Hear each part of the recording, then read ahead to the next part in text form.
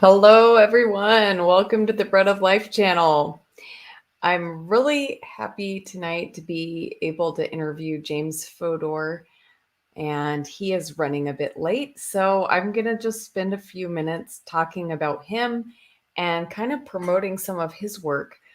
James is a scientist, he's into philosophy, history, he's an author. He wrote this book, Unreasonable Faith, kind of challenging one Christian apologist's arguments for the existence of God. He has an amazing podcast called The Science of Everything. And he just does different topics and talks about them, and clearly has a lot of knowledge in a variety of areas, subjects in science. So yeah, that's what I can say about him. You can find links to his podcast. You can find the link to his podcast in the description of this video. You can also find his YouTube channel linked in this video. So, and he has a website called, a blog basically, that he writes. And so he likes to call himself the Godless Theist, which I think is great. It's really funny. And so tonight we're actually going to talk about his journey of faith and what happened to him along his spiritual journey. And now I've only been talking for like 2 minutes, and I'm wondering, how am I going to fill up 15 minutes before he gets here? But so if anybody watching has comments, wants to ask me a question about anything, then please do. I will just take the opportunity to promote my book, which is Bridges of Love and Understanding. And it's about sharing the message of Jesus with people, and my experiences sharing about Jesus with people. And it's really just a tool. I think it will help you be better equipped to be a good listener. And that's actually what I'm trying to do on my channel. Just listen to people who have different perspectives, who've had different journeys in life and faith, and who've lost their faith for a variety of reasons. A lot of Christians have been very upset with me for having so many atheists on my channel. And I've kind of lost a lot of my Christian audience. So if you're a Christian and you're still here, thanks. But I can definitely understand those who have just said, okay, I have no idea what this woman is doing. But if you're confused about that, what I'm doing is trying to listen and understand people. And so that's what I want to do tonight. Listen to James Fodor and listen to his spiritual journey, what he experienced in the religion that he grew up in, and where he is now. So, and I also want to mention that we are coming up again so fast on the Atheist of the Month. So if you've been watching my channel, you know I am just I'm thankful for my atheist audience, and I just want to start recognizing those who are faithfully here, even though this is not my channel is a Christian channel, and you're an atheist. If you're an atheist, you're here listening to someone who, doesn't believe what you believe. So I appreciate that. And so I just want to honor the one who has been the most faithful to do that every month. And so far, I shouldn't say so far who's the atheist of the month, but there's only a few days left in November. So I will announce the atheist of the month for December the first time that I do a stream in December. So I'm not sure which day that will be, but I will announce the Atheist of the Month then. So if you are here and you're commenting, you're leaving comments, you're participating in the stream, you're leaving comments afterward, like on the video, then you are someone I'm thinking about and considering for Atheist of the Month. The prize is $50 Amazon gift card. If you're in a country where Amazon is not available, then I will send you an equivalent somehow. So just, all you have to do is send me an email and I will send you your prize. So I have like 5 people watching right now, and I have no idea who you are because I don't see any comments yet, but that's okay. And this is kind of a strange time for me to stream. I never stream in the middle of the night like this, or late. I usually don't stream at night like this, but for James's schedule, this was really the only time that I could work out. Hi, Danny. Good to see you. Hi, Kellen. Kellen says, I have nothing to add or take up time, but I appreciate your channel and your position. You seem very thoughtful and introspective. Thank you very much. I appreciate that. Thanks for being here. And glad you're here, Danny. Glad you're here, Randy. Right now, James Fodor is running a bit late, so I'm just kind of trying to fill the time, and I'm glad that there's some people here. If you guys can stick around, please do, because this time of evening is not really a normal time for my audience. So I'm just hoping that there will be a good audience for James to tell his story. So how's everybody doing? Yeah, what else did I want to talk about? I talked about Atheist of the Month, so I will announce that soon. I talked about my book, Bridges of Love and Understanding. Again, check out James Fodor's links that are in the description of my video. Check out his Science of Everything podcast. There's just so many topics that he talks about. I think, what was the latest one? I don't know if this was the latest one. Actually, I haven't been going in order, but I just recently listened to one about the heart. And he basically just described the human heart and the function. And it was really good. Hi, Brock. Amazing to see you here. I'm really happy Brock is here, and I've been meaning to get in touch with you, Brock. So hope we can talk soon. All right. So what should we talk about? We have to fill. Now it's 8 minutes in. James, where are you? How am I going to fill the next 7 minutes? Should I just let people come in here until he gets here? I don't know what to do. So, Danny, put in a good comment for us to talk about. Germania's here. Hi. Yeah, Germania says, excuse me, young lady, it's late. Yes, I know. What are you doing awake?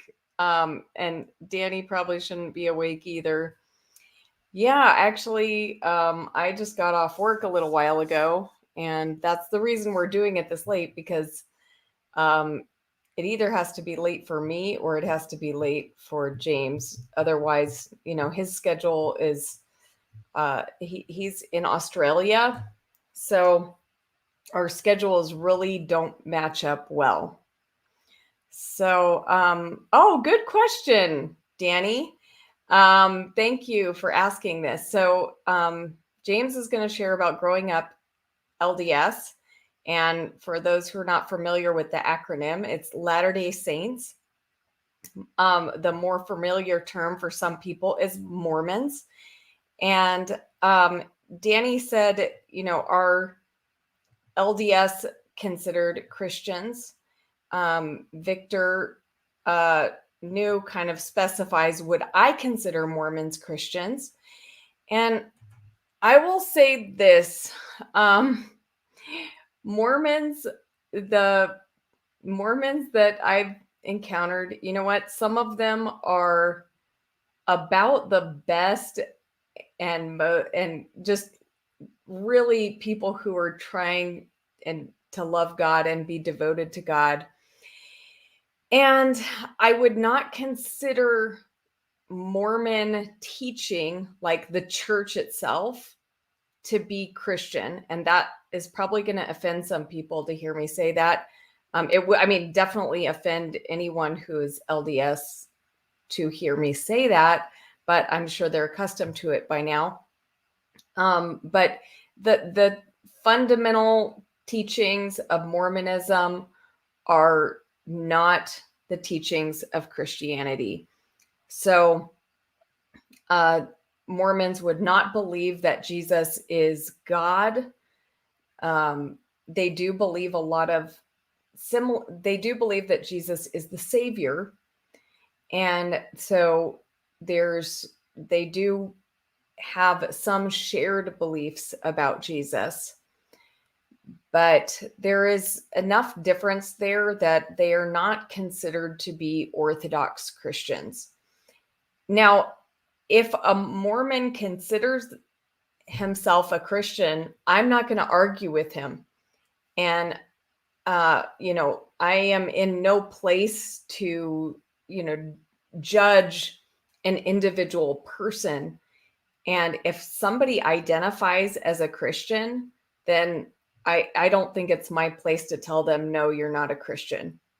So, do I consider Mormons Christians? That depends. What do they consider themselves? So when I'm looking at the teachings of the church, I would say when I read the teachings of the church, I don't believe it's Christian.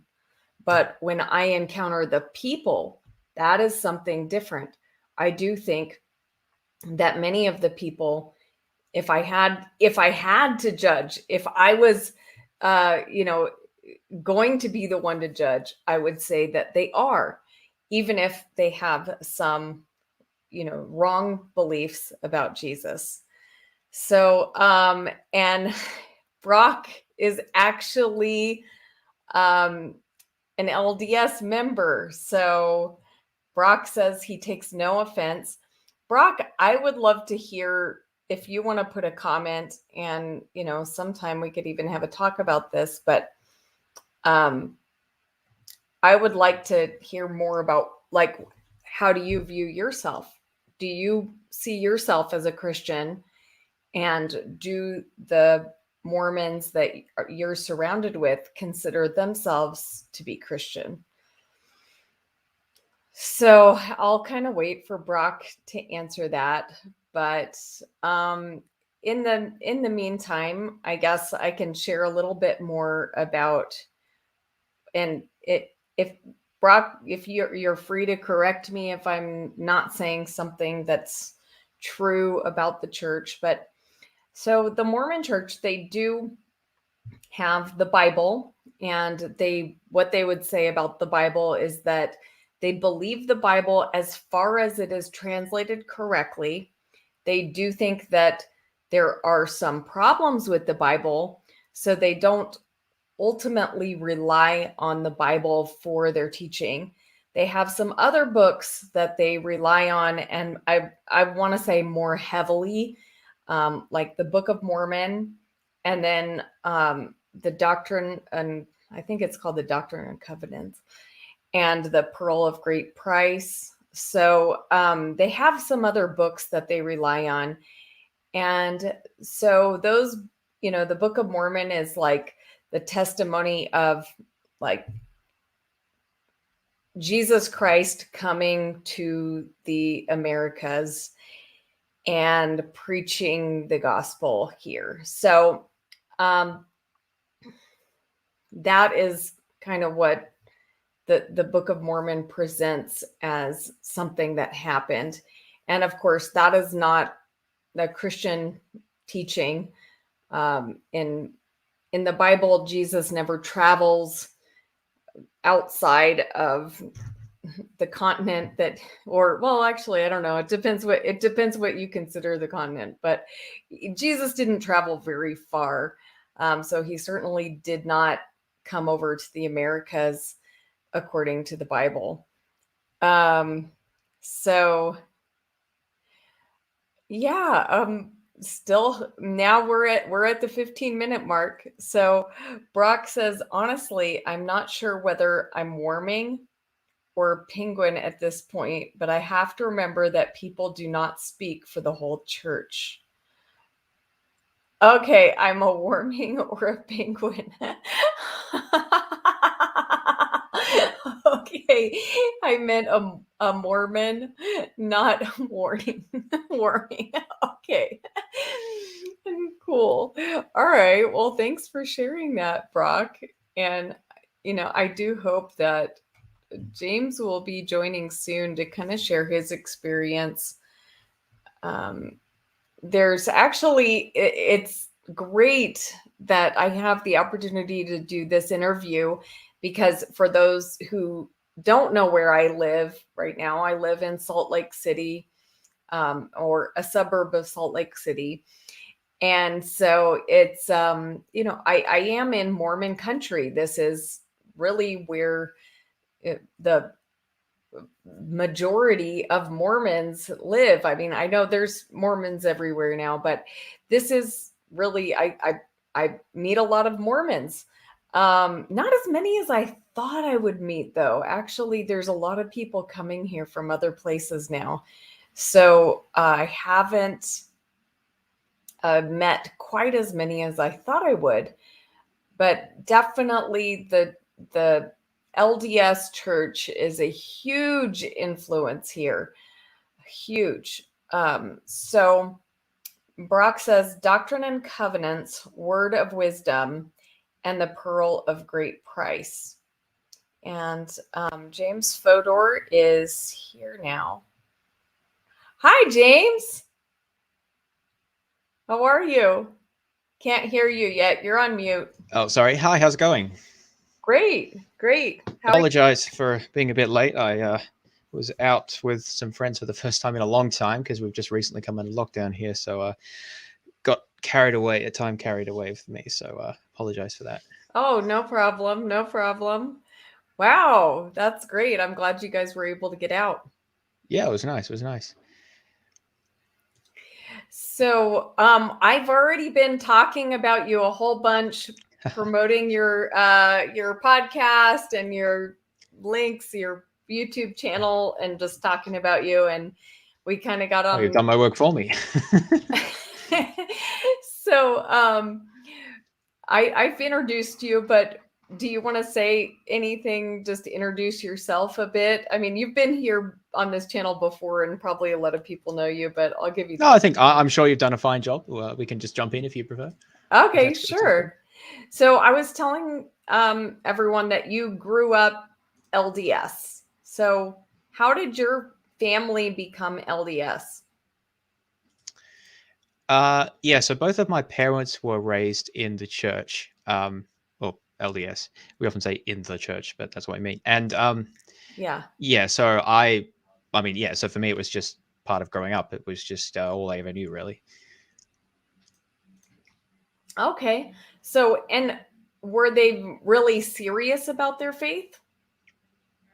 Yeah. We took it very seriously. So we went to church every Sunday and read the scriptures, and it was a very important part of who we were. Yeah. So, and what was the main message of your religion as you were growing up in that? What did you feel like the central message of the religion was?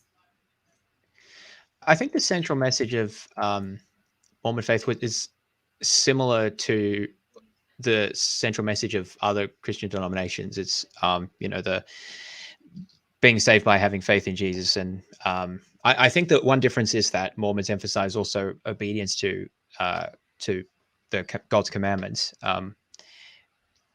and they don't believe in salvation by faith alone. Mm-hmm. But other than that, it's pretty standard Christian stuff. Obviously, Mormons have additional scriptures alongside the Bible. They've got the Book of Mormon and the Doctrine and Covenants and the Pearl of Great Price. Book of Mormon being the most important. So we read those alongside each other. Mm-hmm.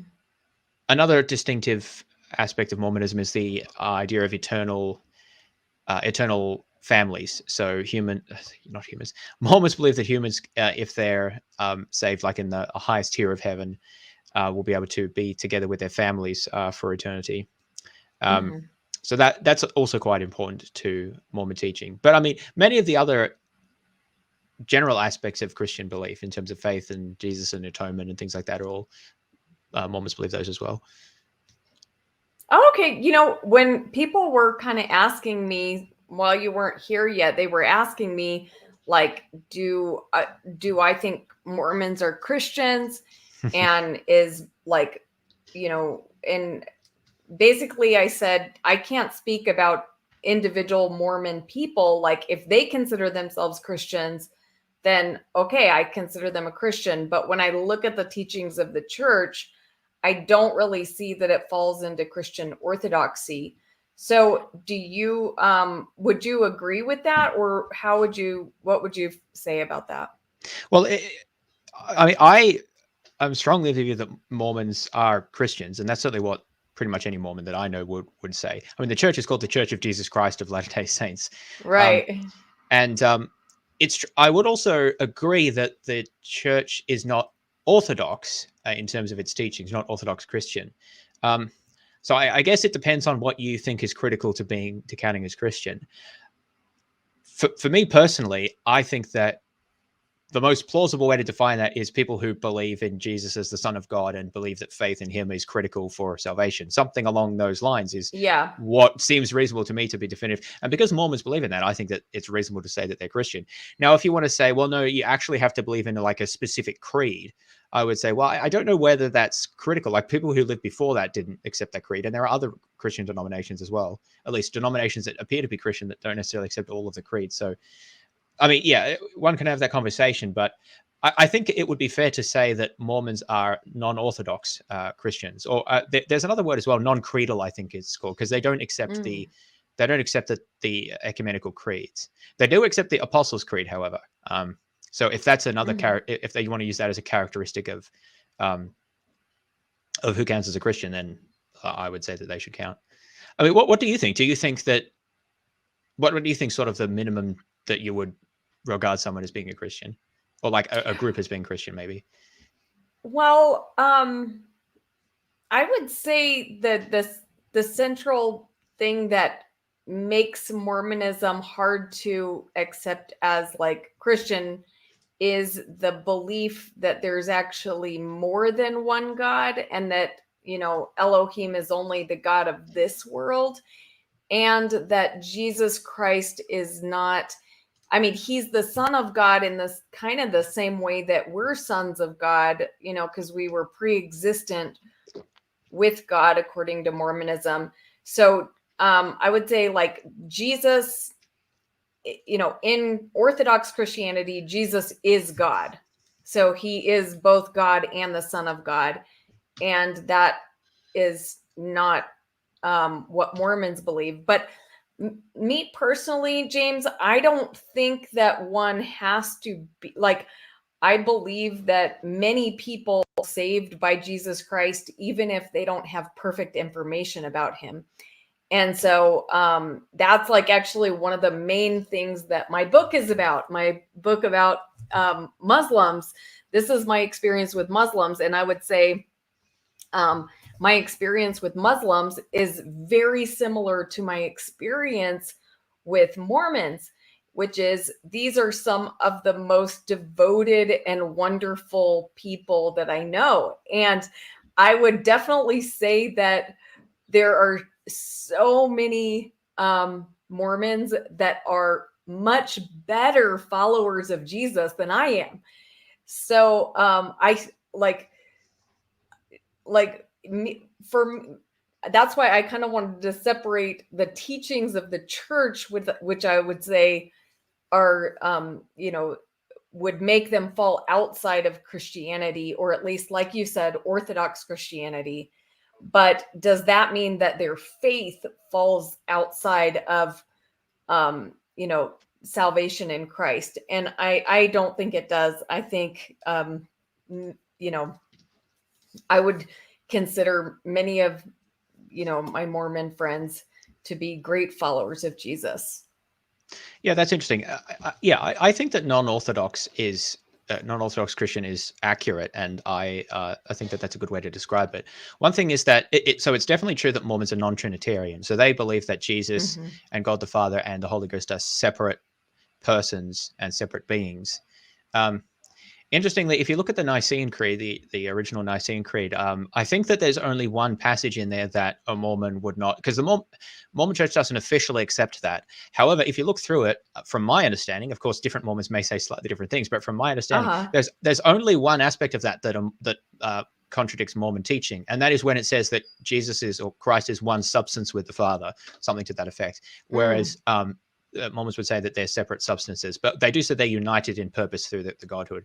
And I guess from my point of view, it just seems really implausible to think that everything that is involved in having faith in Jesus and living that out, and all of the other beliefs that they hold in common about the resurrection and about the atonement and Jesus as the Messiah and all of that.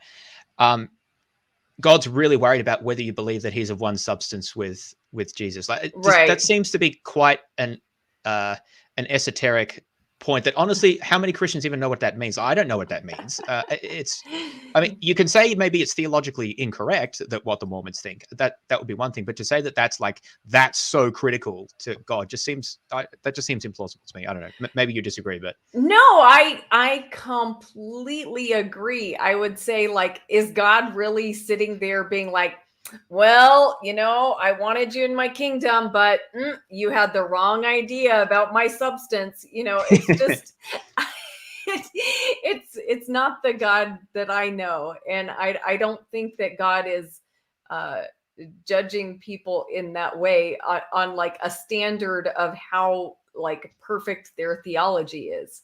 So yeah, I totally agree with that. Yeah. So, but when in your experience, would you say the Mormon church teaches that Jesus Christ died on the cross for our sins and that he was, raised, and like, is that a yep, central part of the teaching? yeah, that's absolutely essential. I would say that is probably the central teaching. Um, it's also Mormons also focus a lot on the restoration. So they believe that Jesus and God appeared to Joseph Smith and brought back the original organization of the church and other teachings that are distinct. So Mormons talk a lot about that, and so I suppose that may to an outsider look like that they're sidelining Jesus, but maybe it's just in terms of that there's kind of more stuff to talk about, so that they talk about that a lot as well. But absolutely, I mean, that my experience in terms of what I taught when I was a missionary and how I understand Mormon doctrine is that Jesus is front and center. That's why the church is named after Jesus, and that is the central teaching. The restoration, like Joseph Smith, is very important because that was God bringing back the full extent of His truth to the earth. So yeah, they talk a lot about that as well. But that's all supposed to be sort of pointing us back to a proper understanding of Jesus and so forth. Okay. I guess the reason I asked that question about the cross and, is because often when I've talked to Mormons, they've kind of said, well, the cross isn't really the important part. Jesus suffered in the garden. So basically there's kind of like a focus away from the cross. And like I've even heard Mormons say, like, we don't really like the cross. Like, and I mean, I'm not saying these, like, I'm just giving anecdotal stuff Yeah, here. This sure. is just my As I experience. So said, I that's mean, just as different Christians will say different things, different Mormons will say different things. I think I can speak to the cross part. Mormons don't like to use the cross as symbolism, and they don't. And what I heard was that, I mean, I don't see any theological reason why they can't, right? I think partly it's a cultural thing. One reason that I heard is that Mormons prefer to focus on the resurrection, the resurrected Jesus, the risen Jesus, as opposed to the crucified Jesus. And that's partly it's a symbol thing, right? So so in the sense that Mormons don't like to focus on the cross, they don't like to use that as a symbol, and so they don't. But in terms of theologically, I think that is absolutely central. Now, Mormons also do talk about the suffering in the Garden of Gethsemane as a part of the atonement. I actually don't know what other Christians think about that. So Mhm. that's important as well. But I would say that as a theological concept, the atonement encompasses a number of things. Like it's the at least it's the death and the resurrection, right?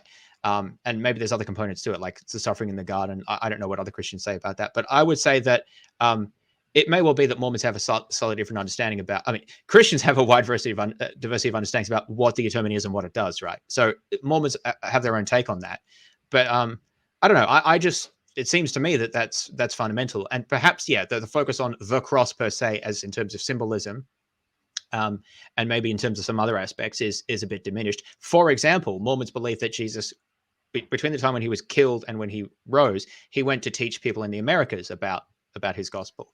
And so like that's something that Mormons talk about a lot as well. And so maybe there's a bit less of a focus on the cross per se as like that aspect of it. But I don't think that, I think that the atonement as a whole, like as a theological concept, is very central. Okay. And so what is the atonement? What, like, in your view, like, what is the atonement according to Mormonism? Well, Jesus died for our sins, and through faith in him, we can be reconciled to God. Okay, cool. In a nutshell. But that's the theological understanding of like the event of him then, suffering and dying and then coming back. Mm-hmm. That's like the instantiation of the atonement, which is the theological understanding of this is what it does. And then you mentioned that, like, but there's much more of a focus on obeying the commandments. Like, so how is the atonement like kind of like the gateway, and then you still need to like do a certain amount of like command following, or like so the atonement is essential, right? No one can be saved without that.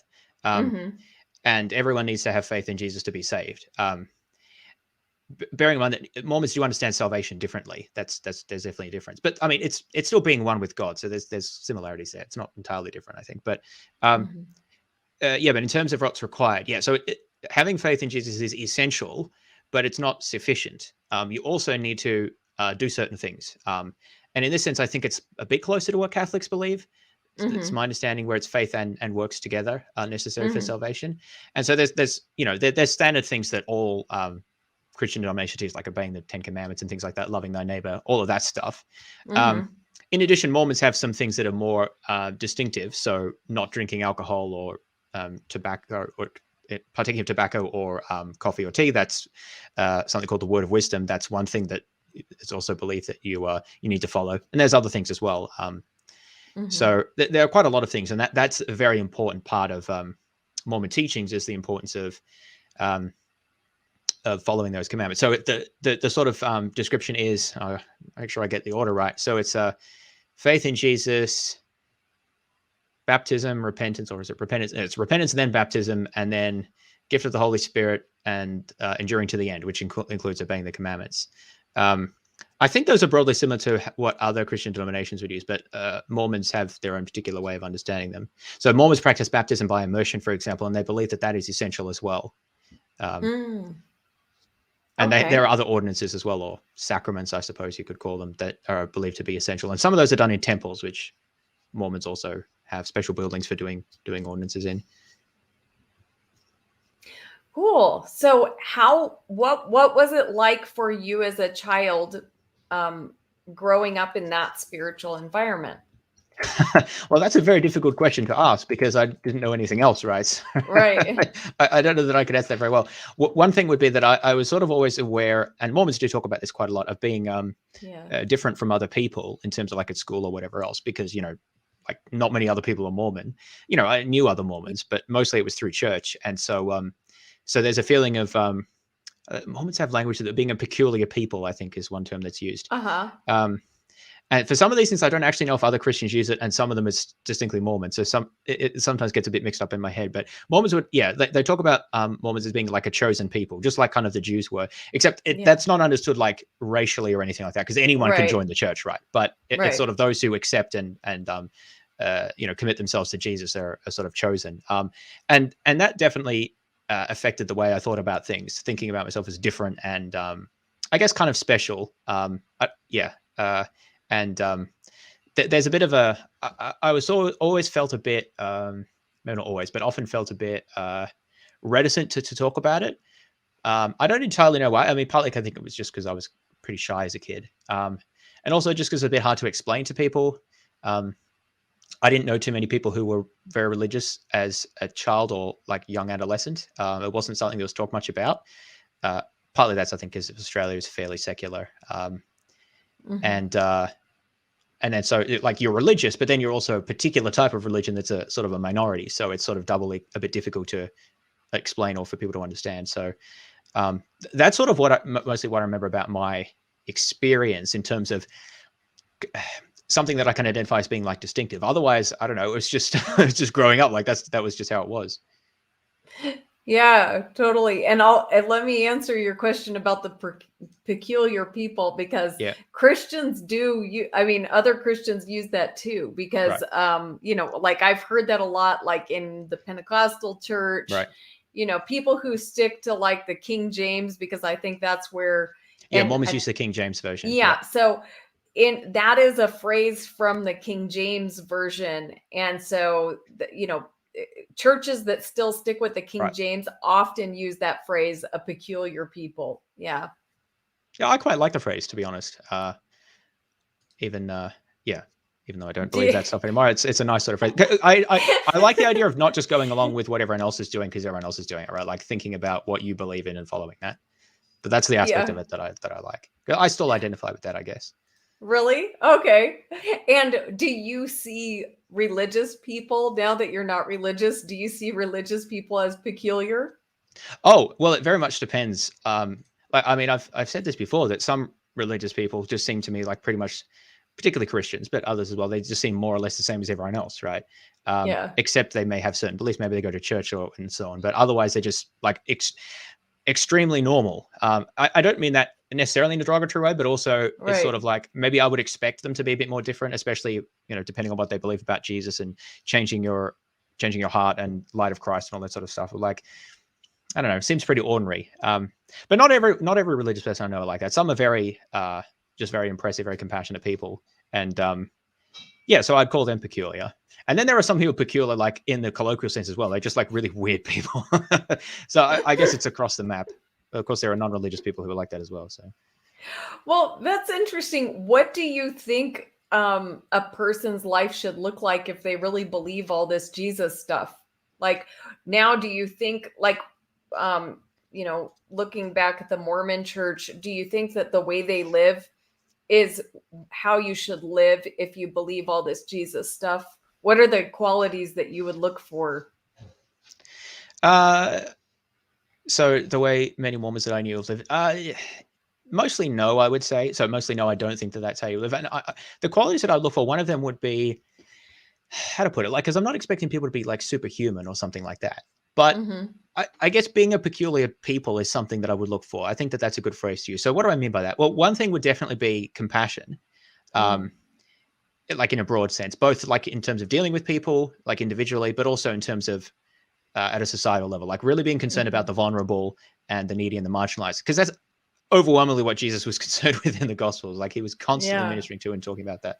So that's a huge focus that I would expect. And absolutely there have been and are Christians who are like that. But there are a lot of Christians, and this is my experience as a Mormon and subsequently to that, who honestly are just like very sort of comfortable, middle class, ordinary, mostly focused on their own lives. Like there's nothing horrible about that, but there's nothing really peculiar about that either, if you see what I mean. Like it's kind of self-interested, and it's like, well, this just doesn't feel like someone who really, as you say, took this Jesus stuff seriously. So it's not a particular lifestyle, but it's in terms of emphases. It's like an example. Here's an example that I like to give of how this sort of manifests. I haven't been to church in a while, but when I used to periodically go to a church, there would be a sermon, as tends to happen, and it would be about, I don't know, Paul, or it would be about the atonement, or what, like standard Christian stuff, right? And then as a non-believer, I'd be taking notes often or thinking about it, like, this is some interesting points. I don't think I agree with that. Like, this seems an issue, whatever. And I'd be interested in talking about it with people afterwards. And, I had a few friends who went there, and there are others I didn't know. A lot of, like, it was a uni associate church, so a lot of younger people. And I was interested in talking about this sort of stuff afterwards. That's one of the main reasons I went there, right? Just to understand people's perspectives, exchange ideas, sort of thing. But almost inevitably, as soon as the sermon ends and, you know, there's some food afterwards and everyone's mingling and they're just talking about like what they're doing on the weekend or like what just ordinary stuff that everyone talks about. Again, not that I'm expecting people to sermonize with each other constantly or anything like that, but it's like we just had this sermon about these weighty topics and that's like the point of coming here, right? And Yeah. are we going to talk about it at all? Like, or is it just like, well, that's done now. Now we can eat. And it just was weird to me because I'm like, well, I'm here to talk about this. Like, what? It's like almost that you just, I don't know. If the words are so life changing and important as they seem to be, I just would have. That's not what I expect. Like, it feels like it's a right. bit. So that's just one example, right? I don't want to lay too much on that, but it sort of illustrates the general point. It's just like, you know, you close up and you finish your Bible study and then you're just basically like everyone else pretty much, except maybe you wear a cross or something. That's being a bit crass, but that isn't what I would expect, right? To someone who takes Jesus really seriously. I hope that kind of, I'm getting across the point there. Yeah, you are. Yes. And I would say that is very true, isn't it? You know, there's like this big message and then often people do just go into idle chit chat. But you know what? I think sometimes it's because people don't know what to express. Like, you know, yeah, I don't know, but I'm not saying they're bad people or anything like that. It's yeah. merely just me saying that, yeah, it's not, it doesn't seem consistent with how I understand like what Jesus calls us to be. And also almost maybe not promise, but like in terms of if you are born again in Jesus, that sort of thing. Yeah. The sort of person that I would imagine that would look like. Yeah. So were you a strong believer as a child? Well, I don't know. I mean, I don't remember much of my childhood. Maybe I'll say like as an adolescent because I remember that more. Yeah, Okay. yeah, I was. Like I really believed it, and I thought it was true. And you know, I think, I guess it sounds a bit self-aggrandizing, but I think that this is, I mean, I think this is reasonable enough for me to say that I've been someone in life who finds it, I think it's very important to live by your convictions, essentially. So a lot of people will say something is true, but then it's kind of like, well, you believe that intellectually, but it doesn't manifest so much. And I guess from what I've been saying, this kind of indicates that I've always, that hasn't really made very much sense to me. So yeah, so if I believed it was true, well, then I took it very seriously, right? God says he wants you to do these things, so why wouldn't you do them, right? I mean, Mormons are like other people like a lot of Mormons believe that you should do all this stuff, and then people are just like, well, we're not doing it. Like, well, sort of why not? Like, why wouldn't you do it? Not that you expect people to be perfect, but it's like, well, you know, you believe something, so why wouldn't you act in accordance with it? So that was kind of the attitude that I had. Well, I still do have that attitude. I just sort of don't believe that. Well, I got to be careful here. I don't think all of Mormon teachings are false, right? There's a lot of true teachings in there about how you should treat people and things like that. But, you know, the metaphysical stuff, the theological stuff, I don't believe that's true anymore. But yeah, I mean, here's an example, right? So I mentioned the word of wisdom. Mormons don't drink alcohol. Mormons aren't supposed to drink alcohol. And so I never drank alcohol as a teenager or anything. So I left the church when I was about 20, and I still don't drink alcohol, right? That was about 10 years ago now. But at the time, it was because of religious reasons. I thought that that's what God wanted. And initially afterwards, it's just like, well, I don't know, never developed the habit. But now, I mean, I don't think that it's a commandment or anything that people shouldn't drink alcohol, but I don't like a lot of aspects about how alcohol is used in society and how people feel that they need to have it in certain social contexts. And it's often drunk to excess, especially in Australia. It's a big problem with young people. You know, so there's a lot of issues around that, right? And so I'm very happy to just still not drink alcohol and contribute to a culture a little bit where people feel that it's okay. Because I was just talking to someone yesterday who was saying that they had a friend yeah. So this person I was speaking to said that a friend of theirs the friend of my friend wanted to drive my friend to an event, right? Instead of my friend driving them. And like, why? Why do you want to drive? And it's like, well, then I have an excuse not to drink. So it's like, well, why does this person feel like they need an excuse not to drink? You could just not drink, like, but that's culturally difficult or socially difficult for a lot of people. So I don't like that. And I kind of want to contribute in a very small way, of course, to a culture where people just don't feel that need, right? I don't mind if people want to and they do so responsibly. But the point I'm making is that that's an aspect of Mormon teaching that I guess I've kind of made it my own, and because it's not because God tells us, right? But I think that there's some truth to that about the negative role of alcohol in society. And you know, I still follow through that. So yeah, I guess I really believed it then, and to the extent that I accept the wisdom of some of the things that that I was taught as a Mormon, I still hold to those, and others I don't anymore. So did you have spiritual experiences when you were small that kind of confirmed your faith to you at that time? Or like as an adolescent, you said, I'm going to go Yeah. away from the asking about childhood because you say you I just remember don't more. remember much when I was like, I don't know, below 12 or whenever that starts. Yeah, because Yeah. I remember more when I was an adolescent. Yeah, so I've never been a very, like, I don't know, touchy feely or emotional or that sort of type who would, I don't know, like cry in church or get really worked up at the music. There are certainly people who do that, right? Mormonism is Mhm. not a very I guess outwardly expressive religion. Like it's not like it's not far along the Pentecostal direction necessarily, but Mhm. there are people who will get emotional and things like that, or will have profound experiences. That's not considered like necessary or essential or even necessarily common, but it can happen in Mormon in Mormon in Mormon circles, right? But I never Mhm. had anything like that myself. However, Mhm. I did have experiences which I interpreted to be spiritual experiences. Mormons have a slightly different, well, I guess it depends on the branch you talk about, but Mormons have a particular idea about how uh, your experience of God will work. So Mormons believe that God will reveal to people individually through some experience, like the truth of his church and Joseph Smith and Jesus and all of Mhm. that stuff, right? But that doesn't mean he like appears to you or anything like that. Well, I suppose it's possible that he would, but that's not how it happens most of the time. Most of the time, it's some sort of, well, it's sort of unclear, right? Sometimes the language is used of a burning in the bosom, Mhm. but I think that this is problematic language, right? And it's only supposed to be kind of illustrative. It's not supposed to literally be that. Like it's not intergestion, Mhm. right? Uh, Whatever, it's sort of underspecified what it is, which subsequently is one of my criticisms, right? It's highly unclear what this is supposed to be, but it's supposed to be something. It's like, well, you know it when you have it, kind of thing. That God is confirming this to you in some way that's unique to you. That will be something that's sort of distinctly spiritual, but yeah, not like an appearance or a voice or anything. I mean, it could be those things, right? It's not ruled out, but it doesn't. It's not defined as those things. Now, what I experienced was essentially, well, it's a bit hard, right? Because I'm going to express it using language that I now would use. What I would use it at the time is I would have said that it's a God revealing to me through my mind that this is true, right? It was sort of a Mhm. combination of a cognitive and emotional thing.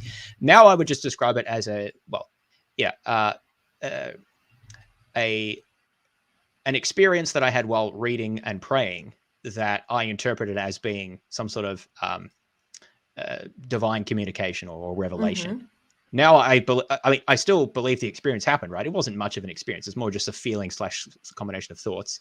Um, Honestly, I think it's fairly similar to the sort of sense that I get if you're oh, sorry, microphone's falling off. The kind of experience you might have if you're I don't know, like reading really profound poetry or Mhm. experiencing something like that, a powerful artistic experience that's also intellectual. It's like, oh yeah, you know, that's really well Mhm. put and also true, kind of thing. That's how I would describe it now. And the thing is, even as a Mormon, you might accept that. Yeah, like that's basically what it feels like, except that you'd say that comes from God, right? He's giving that to you. Whereas now I would just say, well, no, I just think it was internal. But yeah, so I had some experiences like that, which I interpreted as like validations of what I believed. Again, Mhm. as I said, I don't think that that was the origin of those experiences. But I mean, the experiences were just as real, which is why I try to be very careful these days in distinguishing experiences from an interpretation of the experience, because Mhm. skeptics and atheists like me can too readily dismiss people's personal experiences. I mean, some Mm. people will lie or exaggerate things, but most of the time, I think people are being honest. Um, Mhm.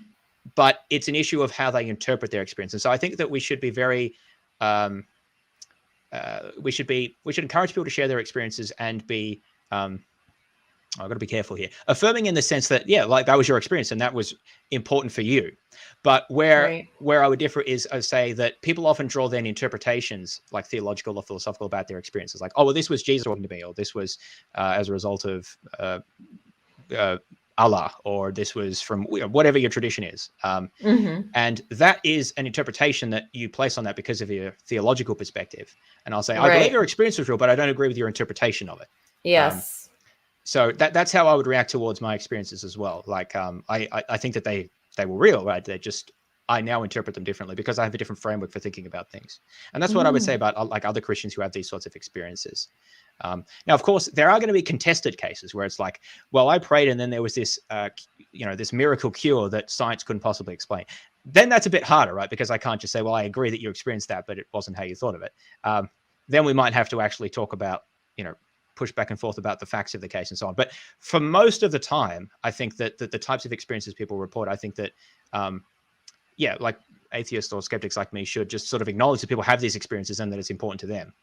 And that's what I sort of try to encourage. It's like, well, if someone's sharing that experience with me, unless they're just doing it for like to be annoying or whatever, but like generally it's an authentic thing. They're sharing something that's meaningful to them. So, I'll like thank them for that and say, oh, I appreciate you sharing that, and, be encouraging there. But at the same time, without then feeling like I have to accept their interpretation of it.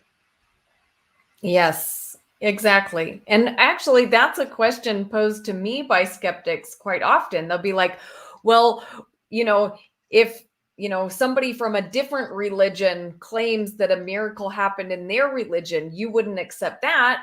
And I say, actually, yes, I would. Because, as long as I had a reason to believe they were a credible witness, doesn't mean just because they're in a different religion, that I could not accept their testimony about a miracle. I may not accept that, therefore, their religion is true. So I don't have to accept everything about their religion to believe that they experienced a miracle. And in general, I do think there's, people who have experienced miracles and in a variety of religious backgrounds. So, yeah, I think that the discourse here is often it's just often not very constructive. I think that these sort of religious or spiritual or whatever word you want to use, these types of experiences are ubiquitous throughout humanity and across history, and they're an important part of the human experience.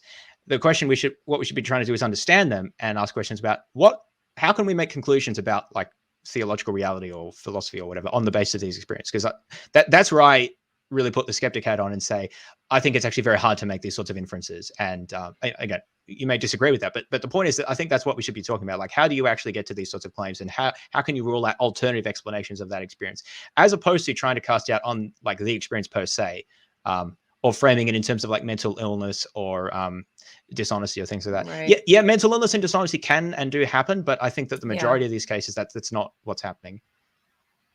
Yeah, cool.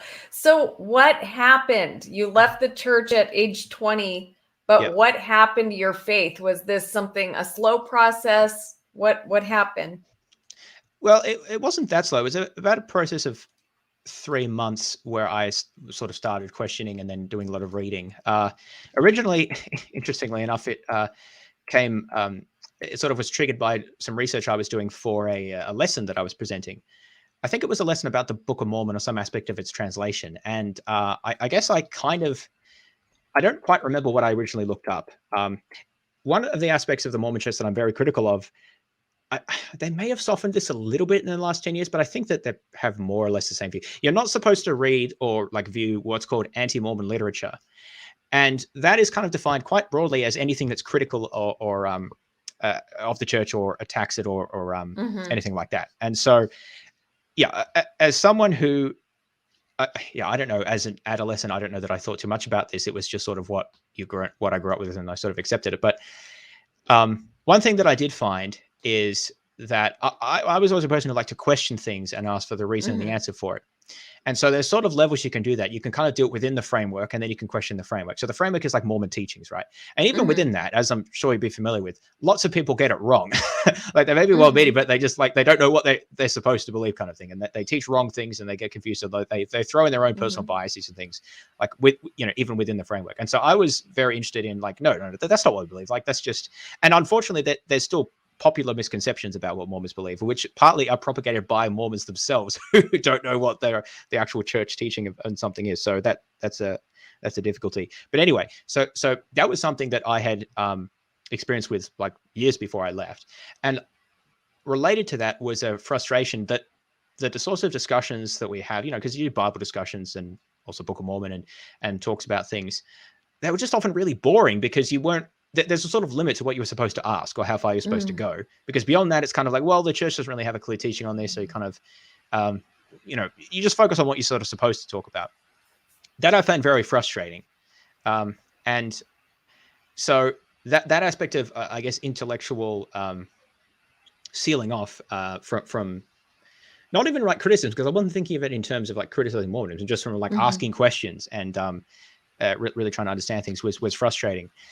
So anyway, so when I was preparing a lesson at one point, I was just trying to do some extra research, and I think that the mistake was in going beyond like the things that you just use the manual, right? That's what you're supposed to use. But anyway, whatever it was, I was looking up something, and I stumbled across a website that was just talking about like the translation of the Book of Mormon, some aspect of it, and I don't remember exactly what I read on that as distinct from other places, right? But that led to me, oh, that's interesting. I didn't know that, because there's a lot of things the church doesn't talk so much about. That's another criticism. They try to cover a lot of things up, which I think is, I think intellectual openness and honesty is extremely important, and the church has not always been great with that. But anyway, so one thing sort of led to another, and I started looking at more things, particularly about like Book of Mormon, history of the church, Joseph Smith, and certain things relating to that. And I found out a bunch of things that I didn't previously know, and as well new considerations that I hadn't thought of before, which led me to develop more and more doubts. And so there came a point where I kind of realized that I actually just don't really believe any of this anymore. So that didn't happen immediately. That sort of happened over a period where I was just like, kind of realized that actually I don't believe it anymore. And so once I got to that point, I felt like I have to kind of stop, going to church, stop doing this stuff, because it feels fake and forced. And coming back to the point about feeling like I had to live out, what I believe, because there are people, I mean, luckily I was relatively young and wasn't as enmeshed in the church as some people are, but there are some people who come to similar conclusions and feel like, or for whatever reason, like still go through the motions because they would lose their family or their job, or, everyone they know are Mormons and things like that, particularly people who live in Utah. So luckily I wasn't in that sort of situation. It was still difficult. Particularly my mother and father were upset when I left. My mother's subsequently also left, but that was a bit later. And my grandparents as well. So it was difficult, but I felt a lot better after doing it, because I now felt that I was being more authentic to myself. Yeah. Wow. Okay. Well, I would love to hear about, like, how did your family find their way out? Or do you still have family members that are in the church? Not really anymore. So my grandparents both are, although one of them has died years ago and the other one's quite ill. So, but they never left. And in terms of my other family, so my mother left a little while after I did, because we were talking to her about stuff, and then she found out about much of this stuff as well. In terms of my siblings, they were never really as kind of invested in it as I was. So I couldn't really say exactly when they left. I suppose they probably stopped going to church when me and my mum stopped going, but they never they never were as into it or as sincere about it or whatever as we were. I don't know why. And then my father, he's not really active anymore. I don't honestly know exactly where he stands. So yeah, that one's less clear to me. But yeah, none of my family is really active in like my extended family. Okay, no, that's not quite true. I still have a cousin who's active in the church, but all of my extended family was raised in the church, right? But most of them have subsequently left for various reasons. Okay. So I like, was it a major strain on your family relationships at the time? And no, I wouldn't have said it that way. It was difficult. And it was a big shock for my parents initially at first means the same thing, but yeah, initially. But I wouldn't say it strained the relationships per se. It was just really a hard thing to go through. Okay. One thing that I sort of pretty much, I didn't have a lot of friends at church. I did have some, and like many other people that I just sort of knew as acquaintances, but almost everyone stopped talking to me almost immediately, with a couple of exceptions. And like, this is a difficult one, because the church doesn't have a policy that says you shouldn't talk to people who, in fact, that they have, they say that you should, right? You should encourage them to come back and so forth. And the thing is, I was totally open to that. Like, I was totally open to having discussions with people. I'm like, well, if I'm wrong about this, let's discuss it. But I think I only talked to like one person about it. I can't quite remember exactly. There was one brief discussion I had with someone, and that was essentially it, outside my family. Wow. And I think partly it's because they just, people that, I mean, it's a little similar to what you were saying before, Rebecca. They're just kind of, they don't know what to say. They're kind of scared. They don't want to say the wrong thing. Also, they feel it maybe is a bit threatening, like, well, this person's left and they were really strong, and I don't want to. Particularly in Mormonism, there's an idea that Mormonism sort of teaches that when someone leaves the church, then that basically they've been like kind of influenced by Satan to go down the wrong path, and so that's kind of a scary thing, right? You don't want to be sort of ensnared away. So there's a whole lot of reasons I think why that happened, but yeah, it was sort of upsetting, right? Because I was open to that, still are really, but you associate with people for years, even if you're not like super close friends necessarily, and then it's just like, oh, well, we're not talking to you anymore. So yeah, that's gotta be pretty rough.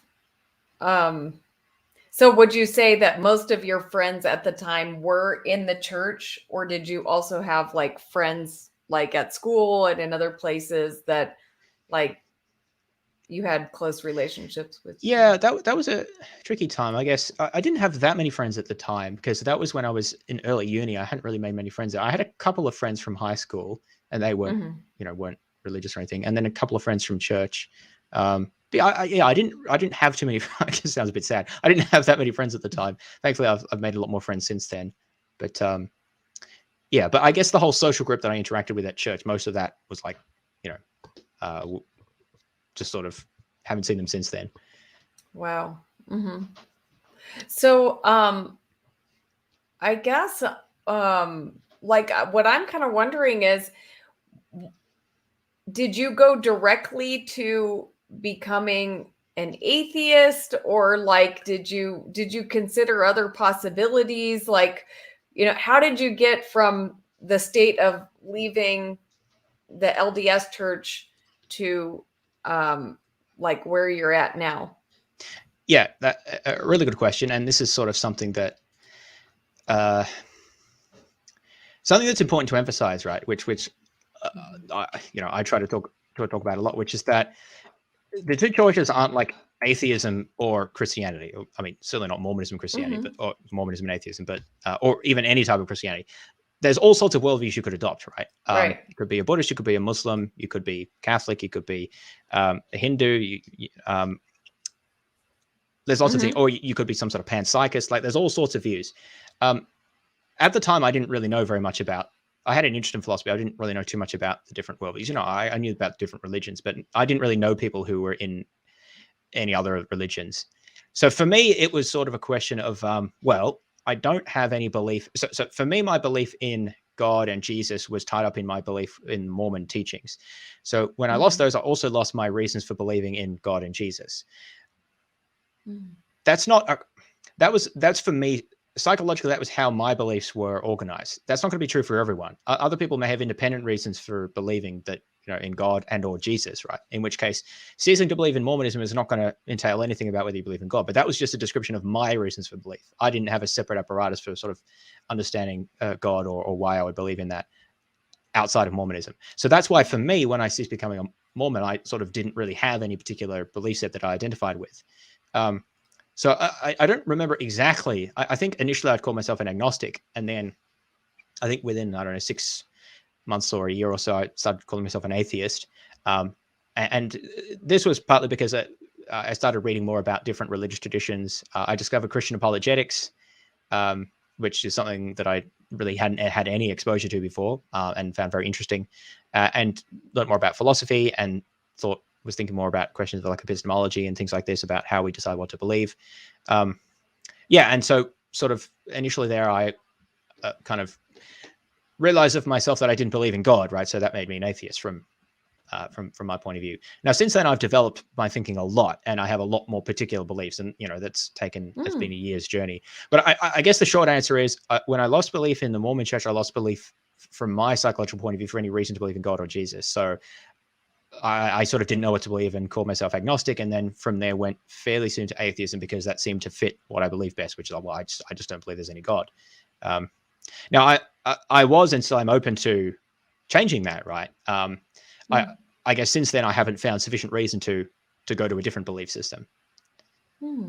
But I just to clarify, I don't think initially I would have had like good arguments for atheism. I think I've gradually developed my understanding better, and I think that there are good arguments for atheism. But initially, I don't think that was the reason. It was more of a default for me. But I don't think that's going to be true for everyone. So depending on what your belief set is, maybe you stop being a Mormon and you become a different type of Christian, or you become a deist, or something different, right? So I don't want to imply that that's sort of like the epistemically correct a path.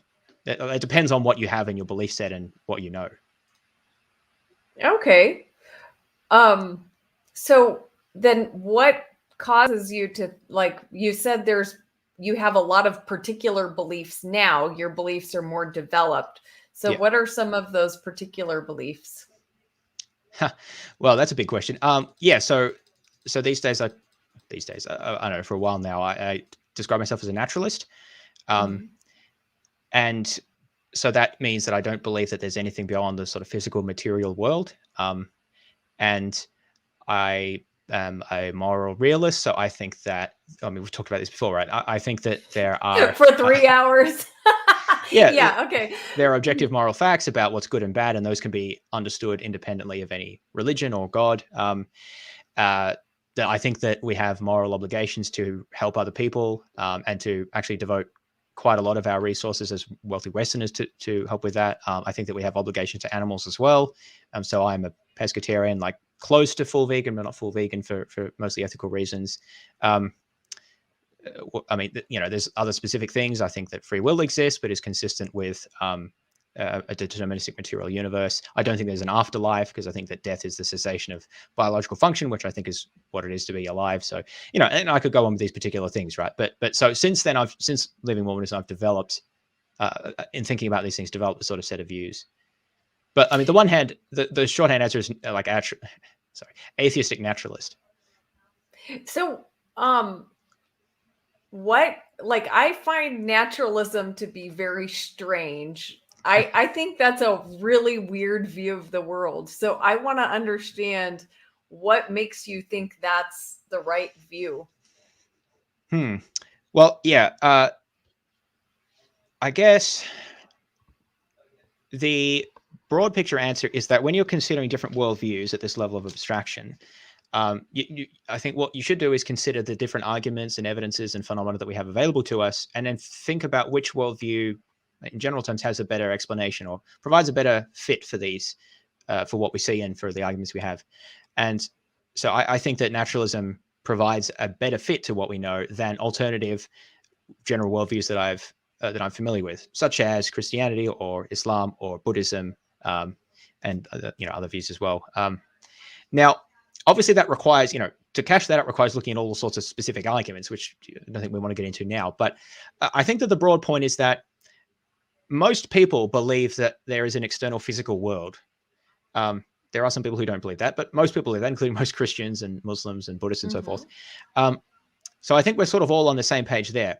Now, from my point of view, in order to think that there's something beyond that, we would need kind of reasons to add that to our belief set. I take the view that you should believe you shouldn't think that there's more stuff in reality, or more different things and processes going on, if you can explain the phenomena with fewer things. It's a principle of parsimony, effectively.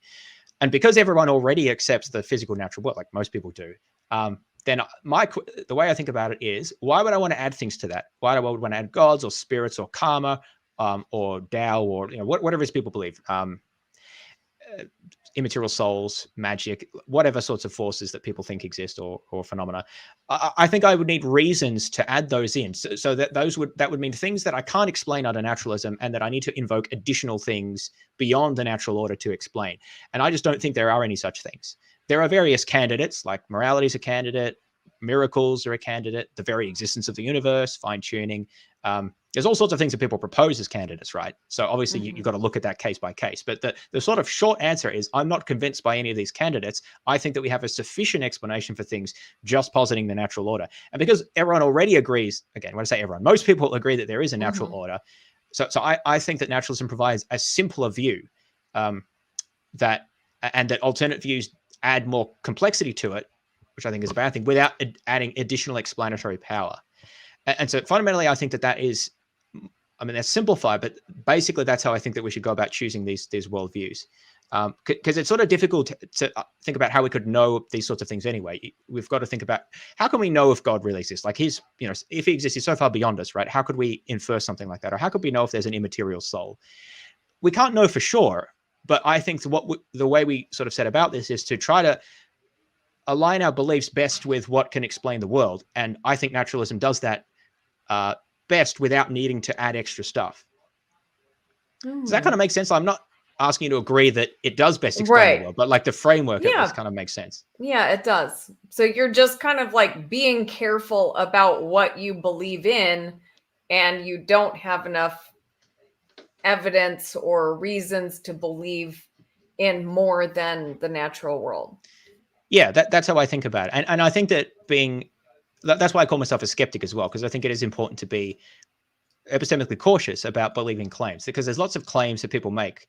I mean, many of them can't be true. And I think historically we would say that people believe in all sorts of things that turn out to be wrong.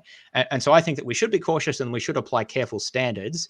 Not that we should never believe things. I'm not saying we should be global skeptics and just not believe anything, but we should be very careful. We should try to apply cautious standards, kind of like science, although I'm not saying everything has to be science, but like the type of epistemic norms that are used in the sciences and very careful reasoning about things. I'm not saying those in principle rule out any religious or supernatural belief. I'm just saying that I think when you do apply those, nothing from my evaluation of the arguments and evidences, there's nothing there's no phenomena or arguments that require you postulate anything beyond what we sort of already accept. And I think that, from my point of view, some people claim that, no, actually, there are things that you can't explain very well, and then we can have that discussion, right? And that's, participating in those discussions, I think, is very important because it's hard to make these assessments. But there are other perspectives that just kind of, I think a lot of people naturally, that maybe they just sort of don't really think about it this way. I think a lot of people just sort of believe things because it seems intuitive to them, or it's consistent with the way they interpret their direct experience without necessarily reflecting very critically on it. And I find it that may be natural to humans, right? I find it hard to, I don't find that very persuasive. And I think that we should be very skeptical, or very, very cautious about forming beliefs in that sort of way. I think that there are so many ways that we can go wrong that way. We can go wrong by being cautious as well, right? But I think that at least that's the better bet. So that's why I'm a real proponent of like, critical thinking, skepticism, trying to learn about the world, exposure to different ideas, trying to see things from different viewpoints, because I think that that's the best we have for trying to get around our natural predilection for biases and for seeing things parochially and just and that sort of thing. Well, if a God does exist, what would you look for to see that he does? Well, so this is a very difficult question, right? And part of the reason it's so difficult is because if you say, okay, there's a God, let's say all-powerful, all-knowing, omnibenevolent, at least it's got to be those to count as God. I still don't feel like I know very much about what this God would want or do or be interested in. So with only that, some people have claimed to make deductions about that. I'm kind of skeptical about those. But with only that, I'm not sure what I would expect. I think that there are some things I wouldn't expect, and one of those would be the amount of suffering that we see in the world. Now, obviously, that's a whole big issue, right? But even putting that aside, I'm not really sure that I know what I would expect to see, because it seems to me that we haven't given a lot of detail. Like if an all-powerful, all-good, all-knowing being existed, what would we see? Well, we'd see whatever they wanted to exist, I guess, because they could bring it about, right? But I don't know what they would want, other than it wouldn't be bad. But what is bad in this?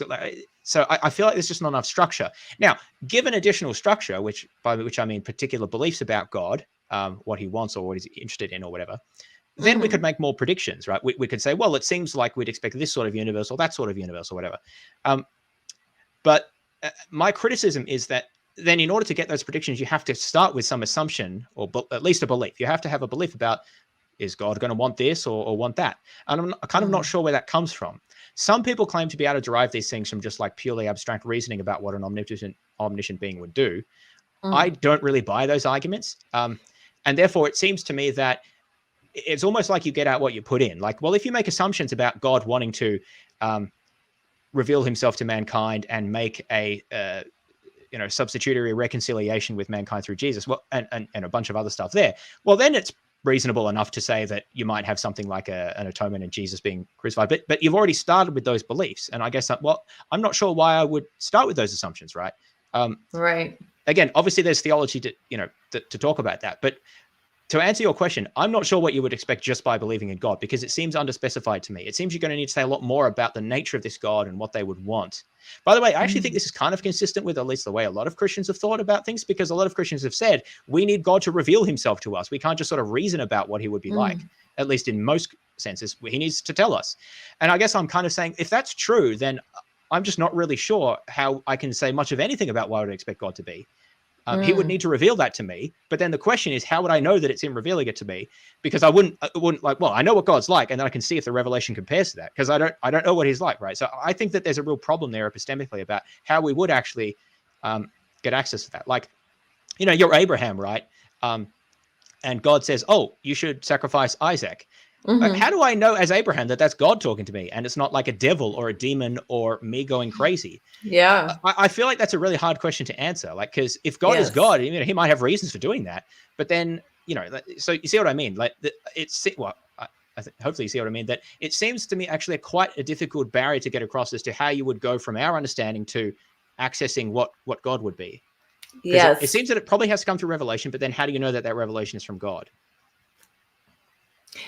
Yeah, I mean, I feel like God has revealed himself many times to me, but I don't know if he's ever revealed himself, like spoken to me strongly enough that I would be willing to take my child and sacrifice him. Yeah. Like, well, obviously, I use that as an example that's especially evocative, right? I'm not saying it's always like that. Exactly. And it is. And it's something that I've thought about a lot, how, what was it? How did God speak to him in that way? Because, we don't really hear from the text exactly how God spoke, if it was a voice or, but even if it was a voice, how, like you said, how would you know it was God and not some other entity? But I guess maybe that's, I'm not saying there's no answer to that. I'm just saying that I think that there are deep epistemological problems with how we get access to what God would do or what he would want. And so when you ask, well, what would I expect to see? I would say just with starting with God and nothing more, I really don't know. The only thing that I think I would be on firm ground is saying is that I wouldn't expect as much suffering as we do see, which I know will, of course, be contested, but that's just my answer to that question. Other than that, I feel like we're probably going to need God to reveal more about himself to us for us to get that knowledge. But then there's a further question of how we know that revelation is actually from God.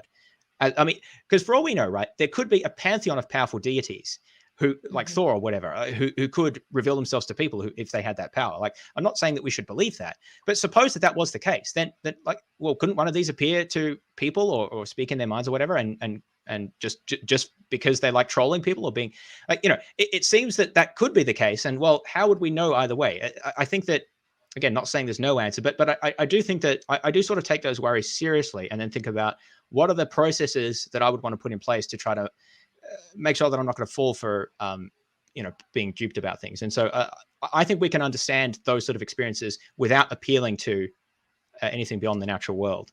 But yeah, I think it does become difficult in terms of trying to predict what God would do or what he would want. Mm-hmm. Well, what valuable things have you learned on your spiritual journey that you want people, and especially religious people, what do you want them to understand? Oh, I love that question. That is such a good question. I think the single biggest answer to that question, and it's kind of the thing that I probably do a better job at this, but that I try to focus on, try to promote the most, is seeing things through different perspectives.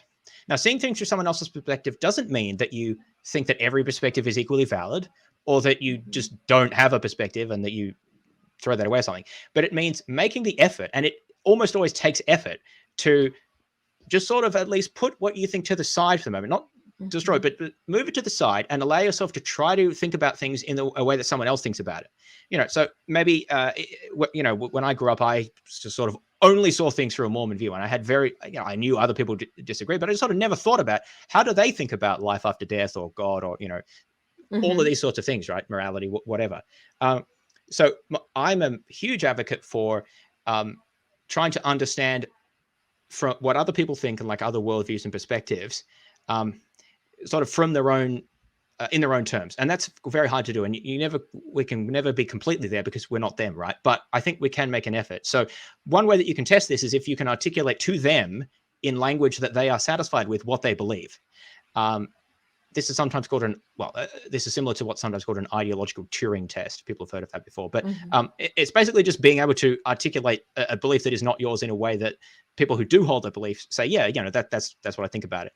And very often we can't actually do that, either because we don't know enough, or we sort of straw man at points, or we just haven't really thought about it. Like we just sort of think, well, they're wrong about that. So, clearly that's why it's so easy to think that other people who disagree with us are either foolish or malicious, because to us, our belief seems so obvious and makes a lot of sense. People who disagree with that, there must be something wrong with them. Like either they don't know or that they're just deliberately trying to hide it. Whereas actually, maybe that's the case sometimes, but most of the case, it's just, no, they see things in a different way that we haven't even thought about before. And if we thought about it that way, maybe it would seem obvious to us. Like if that's all we had, like that would seem obvious. So at least being able to try to see it through different people's perspectives, which is what I try to do through talking to people and understanding. I'll never fully get there, right? Because you can never fully embrace someone else's worldview. But I think, yeah, you can certainly make progress there. And this is not just religious. This is like political and other things as well.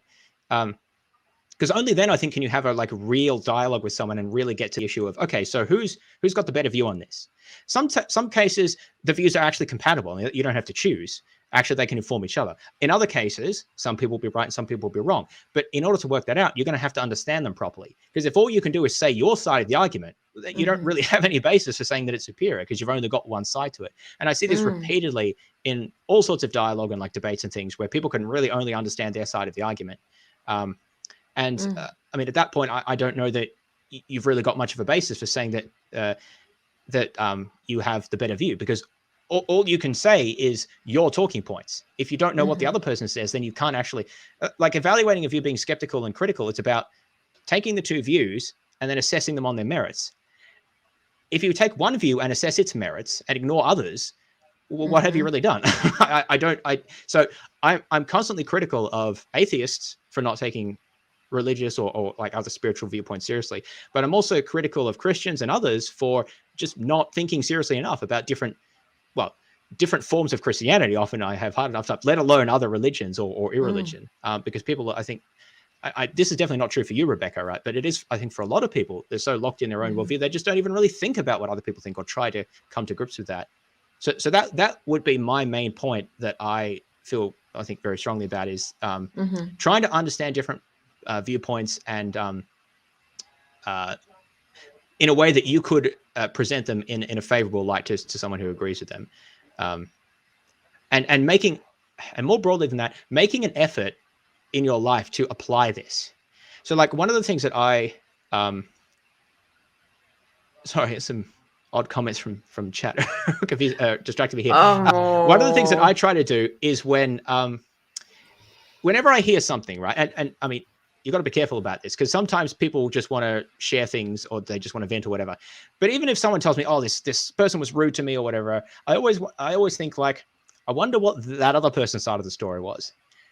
I always want to hear the other side of the story for things. Even if it's hearing one side, it seems like, oh, it sounds like it's all going to be one way, and sometimes it is pretty one-sided. Someone's clearly in the wrong or something, but almost always there's at least two sides to a story, and it will help you to know what the other side is. Even if at the end of the day you say, yeah, that side is just wrong, right? But at least you've heard it and you know what it is. And so often we jump to conclusions about even trivial things or important things on the basis of hearing one side of it or part of one side. And so I think that this is a habit that we have to work towards applying, because I think that our default mode is to just accept things that are consistent with what we already believe or are comfortable or our friends tell us or things like that. And I'm not saying you should always be an asshole about it and constantly be, but I'm saying I think it is an important habit to develop of asking, what's the other side to that? If a person who thought that was here, what would they say? What's a steel man of that view? And so, the importance of trying to develop that, and I'm not saying I'm perfect by any means there, but I do think it's important to practice. So that would be one of the, I think that's the big lesson. related to that is just trying to learn more about stuff in general, like science, philosophy, and things. I think that in the West, many people in the West who have unprecedented access to education and resources through podcasts and YouTube and online courses and just websites and all sorts of things. And many people have at least some time that they can spend to devoting towards thinking about these things. I know people have different circumstances. I'm not saying everyone needs to become a scholar by any means, but I think that it's easy to just kind of get complacent and lazy and not be constantly trying to improve ourselves and learn more. And I think that's an important part of life as well. Like regardless of your worldview, you should always be trying to learn more and improve our knowledge within whatever limitations you have and time you have. But I think most people do have, especially these days, like some ability to do that. So that would be a sort of second thing. Cool. Anything else that you think religious people should understand about your perspective, or what you want, just valuable things that you've learned? Something else that I think is really important is the ability to listen well. I'm not saying I think you're a really good listener, Rebecca, by the way. Thank you. I'm not saying I'm amazing. I think I think I've had some practice at it, and it's something that I think is really important. I think probably atheists, well, your average atheist probably just doesn't care that much about religion, right? But in terms of atheists who engage in like dialogue, as opposed to like, or apologetics or whatever you want to call it, compared to Christians who do, probably atheists are typically worse at this because they often think that they know the answer or have something to say. And it's fine to want to have something to say, right? But, there are a number of popular figures that come to mind who are not necessarily the best at listening. But listening is so important. And certainly there are Christians who are like that as well. Listening well doesn't just mean like not saying something. It actually means like paying attention to what the other person is saying. Ideally, you should be able to kind of summarize back to them what they've said. Like, not that you should always do that, but you should be able to do that if you've listened well. Well, sometimes people are just not clear, right? But that's part of it, right? Knowing when to ask a question, like, hang on, I didn't quite understand that. Could you explain that again or repeat that or whatever? As an aspect of listening well as kind of, people often think of listening as a passive process. Like, well, you just sit there and listen. But it's not really, like, it's active. You should be trying to pay attention. It's easy to not pay attention. So that's part of it. It's also thinking about, are there any bits that I don't understand? Like, you kind of rehearsing in your mind to some extent about like, did I get that? Does this make sense? Have I followed what they're saying? And then if you need to, you can ask a question. Basically the way I think about it is you're trying to build in your head a representation of what is in their head, or at least an approximation of that. You're trying to kind of get thoughts out of their head and put them in yours so that you understand what they're saying, or, the experience they're recounting, or whatever it is. It won't be perfect, but that's sort of your goal, right? And so listening well takes practice and effort. And I think that too often, especially in these sorts of dialogues, the purpose of when we listen, what we actually do is just not talk and are thinking about what we're going to say next. And that's the other thing. You're constantly thinking about, oh, this is the thing that I want to say next, and I'm going to refute their point, or at least, show them why they're wrong or something. And again, it's okay to think about what you're going to say next, but if that's like dominating what you're thinking about, then you're not really listening to what they're saying. You're just thinking about it as make it down. So I think that I don't know that as a society we're very good at sort of teaching people how to listen, but I think it's critical to have these discussions. And I think it's at the root of a lot of misunderstandings on all sorts of sides, that people just don't listen very well to what other people say that they believe.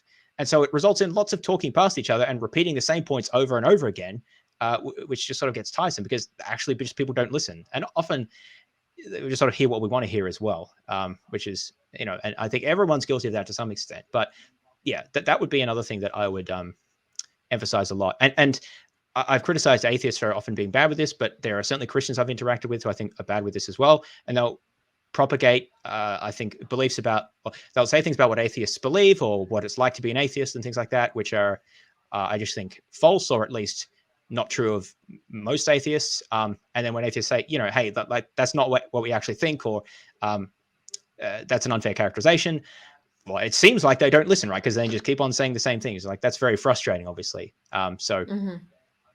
Yeah, and I'm sure, I know it's the same for Christians as well when they're misrepresented by atheists or by people from other traditions. So, listening well, I think, is a super important skill. Cool. Well, thank you so much for your time. I will keep to the 90 minutes that we talked about, and I really enjoyed hearing your story. So thanks for being willing to share. And I don't think I asked you every question that I planned to ask you. So was there anything that I left out that you wanted to share that I didn't bring up? I mean, I think I'm actually just want to check the list of questions now to see if there's anything, but it seems to me that we talked about most of the stuff. Let me just have a quick look here. Yeah. One thing I didn't ask you. Okay, go ahead. No, I just saw the questions about the positive and negative aspects of my religious upbringing and how they impact me. Yes. I think I kind of did answer that, right? Because I talked about how my sense of being intellectually Alcohol. stifled. Well, in terms of the negative aspect, intellectually stifled is one thing. That was more later on when I was older, but that's something that I felt, and I still really, I think it's a real problem. I don't say that Christianity in general is like this. Mormonism isn't the only Christian denomination, however, that tends to be sort of insular and discourage people from thinking differently or talking to other people. And I strongly oppose that. I think that is really harmful in a lot of ways. And so that's something that definitely affected me and still affects the way I think about things. That's why I'm such a big proponent of thinking critically, thinking outside your worldview, talking to different people and so forth. In terms of positive aspects, I mentioned the alcohol thing and the kind of willingness to be different and kind of expect that. And I think another thing that Mormons emphasize is I'm going to be careful how I say this, a strong sense of morality and living with that. Now, I don't always agree with what Mormons say is moral. I mean, a lot of cases I do. There are some differences, like about homosexuality, for example. But Mormons aren't afraid or kind of reticent about promoting that as like really important aspect of living. Like you live out your values, and even if it's a lot different and to what other people think, and even if it's hard and so forth. And that I think is a really good attitude to have, as long as you are also open to talking to other people. If you're like, no, I have all the answers and I don't listen to anyone else because I'm all high and mighty, well, then you've gone sort of too far in that direction, right? But being open and listening well, while at the same time living out, humbly what you think is the best, and calling other people to that I think is, that's kind of the ideal I think that Christianity strives to, and some of that I think has influenced how I try to live now. Like I'm part of a movement called effective altruism, which is about helping others and using our reason and resources to do that, it's not an expressly like secular movement, but there are a lot of non-religious people there. So I see that as like a different set of values, but in some senses, maybe helping me to be open towards that sort of thing in a way that maybe other people aren't raised to sort of even think about this sort of thing. Right. So that's, I think, a positive aspect that came out of it. Was there something else that you were going to ask? Oh, I mean, those were the main two questions that I realized that I forgot to ask you, was just about the positive and negative aspects of your religious upbringing. But I guess the thing that came to mind when you were talking about living out your convictions, and so you talked about, being okay with being different with alcohol even now, and kind of fighting the cultural push toward, centering things around alcohol. And then you also just spoke about effective altruism. Like, what other ways are you currently living out, like, what your convictions are? And I guess you already mentioned listening too, like trying to listen to other perspectives and really understanding them. But is there anything else that like is part of your convictions right now that you are trying to live out?